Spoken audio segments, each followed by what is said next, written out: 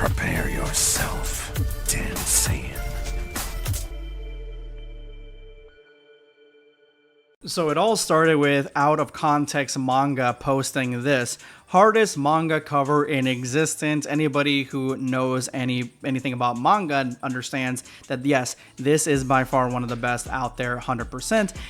But somebody reposted it with this, the manga cover for Dragon Ball Super's manga, which has Goku, Vegeta, Gohan, Orange Piccolo, and I would say Super Saiyan Mastered Broly, all full color. Everyone in the Dragon Ball space knows about this cover and how it broke the internet when it first came out.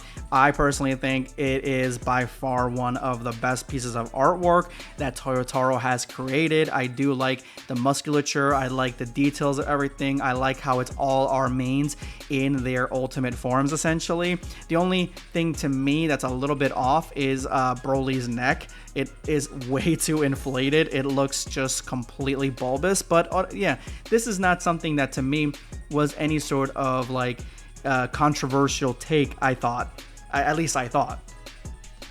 Then Nana posted this, easily the worst ever. He's done some nice ones, but this is totally rancid.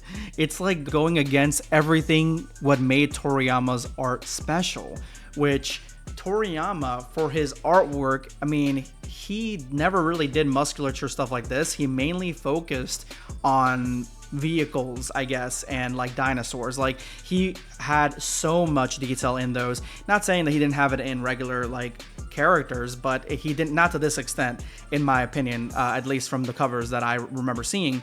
It wasn't like this. And his regular art for the Dragon Ball manga was just very simplified. It wasn't anywhere even near Toyotaro's, but when it comes to like the same level of quality, like Toyotaro is just completely different. And for anybody who's followed Toyotaro in the past for his fan mangas and everything like that, he draws exactly the same as he does now. Everything's extremely detailed, extremely edgy, and just 100% to the max.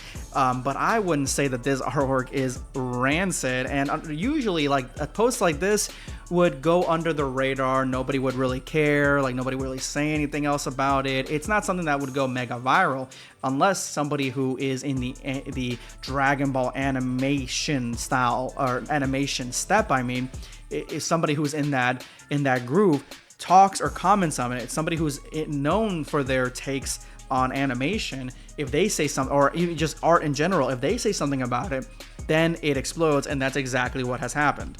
Anime AJ comes out and says, that one and this I just find completely abhorrent. These rancid, abhorrent, you guys, these words are like if Toyotaro he's the culprit of war crimes, like the way that these words are. Like, it's just artwork. People on Twitter do their own renditions of Dragon Ball in their own artwork daily, hourly even. So he says, I'm all for different takes on Dragon Ball and artist individualism. Obviously not. But this stuff just throws the distinctive and iconic shape design out the window in favor of such an ugly and poor Baki impression. He never used to be this way. He always used to be this way. He used to be this way all the way back when he used to do his own Dragon Ball fan manga series. Like, he always had art that looked exactly like this. And with this comment, that is why this take is going viral. So I want you guys to take a minute here in the comments, look at this artwork right here, and let me know, do you think that this is rancid, abhorrent, or a problem? Do you think that the artwork that Toyotaro is posting with these characters, do you think that it is to this level? And honestly, do you guys think that Anime AJ is for all takes of Dragon Ball artist individualism? Because I think that him saying this about this is complete evidence that it's not. Also, him saying that Toyotaro used to never be this way is also factually incorrect, unless he's talking just specifically about Dragon Ball, which I think that Toyotaro became more detailed with the muscles over time with Dragon Ball, but he always drew in this edgy style, edgelord style, and Toriyama had to have known about his style and the way that he draws to choose him as his successor. So Toriyama chose Toyotaro. Now, I'm not going to defend every single thing that Toyotaro does, because he's got a lot of moments in artwork that people have pointed out where, yeah, it's bad. It like even like the skeletal design, like the way the arms are placed, or even specifically, he's got this thing with necks where these neck muscles are just so inflamed and huge that they are they don't seem like anatomically real, like in a sense. So yeah, I understand that, but on the same